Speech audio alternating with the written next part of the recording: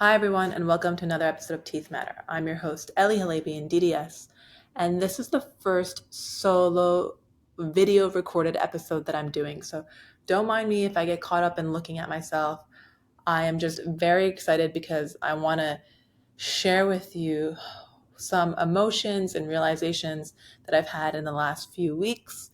As you know, I've been working part-time in an office in Manhattan and I'm very happy, but I was looking to kind of amp up my schedule with another part-time job. So I've been temping for other offices. I've been doing work interviews, and I'm very happy to say that I've sourced a few different jobs, and now I have a 4-day work week, which I'm very happy about. It's what I wanted, and it's a very well balanced work schedule for me.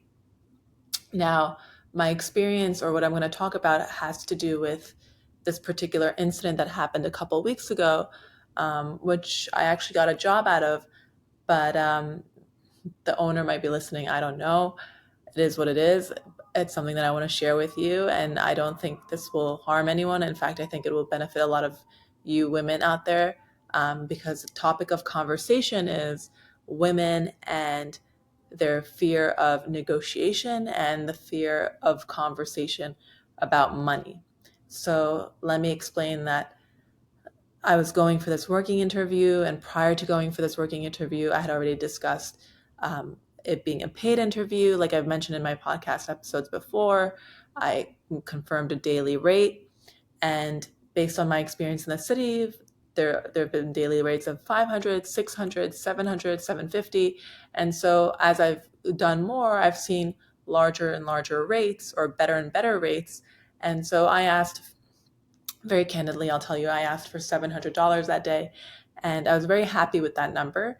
And when I get to the working interview, I see an old colleague of mine, somebody that I went to school with. He actually graduated a year below me, so he's a new grad, much newer than I am. He graduated dental school in 2022 and then completed a residency. So that would mean he's been actually out of training for about 6 months. And so when I saw him, I was very happy for him, and he might be listening too. And this is all good. This is not to shame him or anything like that. It was our interaction that allowed me to come to this realization. So we were talking about the working interview and how long he's been at that office and what kind of procedures he does. And I realized that he requested a daily rate of 750. And it was interesting because he's only had 6 months of work experience. He also doesn't do a lot of procedures, like he doesn't do root canals. So he's limiting the type of procedures he does in the office, or limiting the office productivity. And I thought, wow, like how courageous was he to ask for that much? Like, how did he think he was entitled to that much? And it made me question myself and why I shot for less. And so I was a little angry. And then I thought about it. And I think that women do this quite often. Why are women so afraid about asking for money? And I think this stems even deeper than just dentistry, because when I looked it up, and I'm going to pull up some statistics for you because I don't want to get it wrong, but there's a book called Women Don't Ask, and it's by Linda Babcock and Laura Lashover. And in this book, they talk about the barriers that hold women back, and what social forces might constrain them from moving forward. And what they found out was that women often don't know the value or the market value of their work. They report salary expectations between 3 and 32% lower than those of men for the same jobs. Interestingly enough, when you don't negotiate a first salary, the individual stands to lose more than $500,000 by the age of 60. Men are more than 4 times as likely as women to negotiate that first salary. So by avoiding this first conversation, or this initial conversation around money, women are losing out about $500,000 in their career just because they're too scared to have that confrontation. And it's very sad because 2.5 times more women say that they feel a great deal of apprehension when it comes to negotiating. So this was just a general view of how women feel in the workforce. It's not specific to any sector, but when it comes to dentistry, the numbers are even more shocking. There was an ADA article that was published in May of 2018. And here they found that in 1990, a female dentist made approximately $66,000 compared to her male counterpart, who made $144,000. That's an overall difference of 118%. Fast forward to 2010, the gap was significantly closer, but male dentists still out-earned female dentists by $185,000 to $120,000 for a gap of 54%. And it's interesting because why are female dentists not making as much? In 2021, this pay gap still exists. Apparently, this 88 Journal of the American Dental Association published an article in January of 2023 that says that there's a 22% pay gap between male and female dentists in the US. And why is there such a gap? Well, there are a few reasons or a few ideas about this. That women are more conservative with treatment planning. That's definitely possible. There's women who are juggling children, so they might have less, they might be working less days because they think that they need. There are women who are caretakers of a family, they're mothers, and so they have less days in the office, and that might affect their production, which is totally understandable. But when you strip all of that away and you think about it, the social norms of a woman or expectations of a woman, the social norms require that social norms project women as very modest beings. And it's been a stereotype that's been perpetuated because you have articles from the Harvard Business Review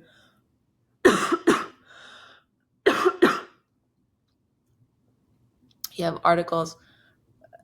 have all of this research and all these articles. Harvard Business Review here says that women are lied to more often because participants view them as less competent than men, and thus less likely to question their lies.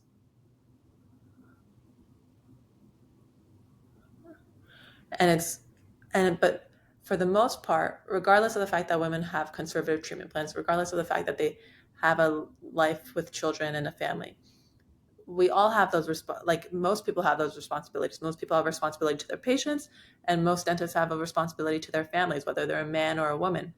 So obviously, we all want to do right by them. We will all want to build our wealth in order to make sure that our families are safe and secure. So it can't just be those two things. I think a lot of it has to come from social norms and the fact that women are played out to be modest individuals. And it's definitely certain that men overplay their hand when it comes to negotiating. And it's basically the social cost of negotiating that is not as significant for men as it is for women.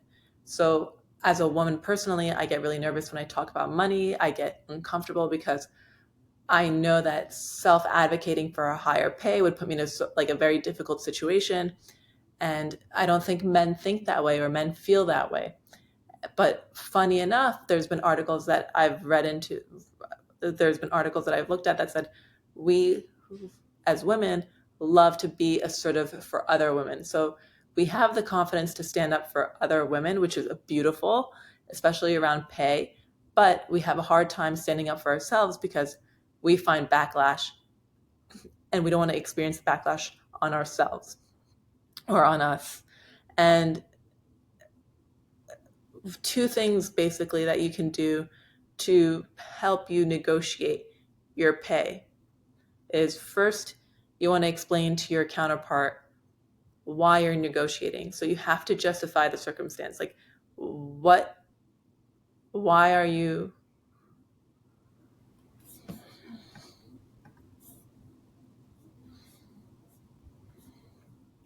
So I want to give you two tips from a Harvard article that can be helpful when it comes to negotiating better results at the negotiation table.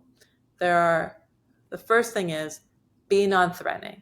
So the Facebook CEO, Sheryl Sandberg, she wrote a book about negotiations and women and how that plays out.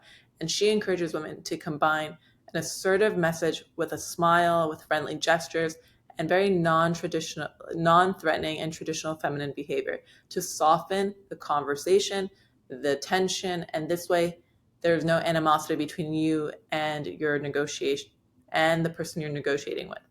The second thing is be a team player. So you get what you want by showing that you're able to improve the success of not only just yourself, but you and the organization in general. So the production is not just in your favor, but it helps both of you achieve your goals. Anyways, I thought that this was a really interesting topic of discussion. There's so much to it. I'm only just touching on the surface, and I hope that we can, as women, find the confidence or the courage to have these conversations, because ultimately when you're going out for a job, you bring the same skill set, the same didactic knowledge, the same practical knowledge to your job. You are performing the same procedures as your male counterpart. And so you should be entitled to the same reward, financial reward, as your male counterpart, and you should be okay to have these conversations. The worst thing that can happen is that they negotiate with you, and negotiation is not a rejection. I want you to realize that a negotiation is not a rejection. It's good to negotiate. You will get what you want ultimately you will get what you want when you negotiate. So I hope you enjoyed this little bit. It's not a lot. It's just a little bit of a conversation, a little thought that I needed to share with you. And yeah, if you want to talk about it more, just reach out to me on Instagram, and I'm here to chat about it.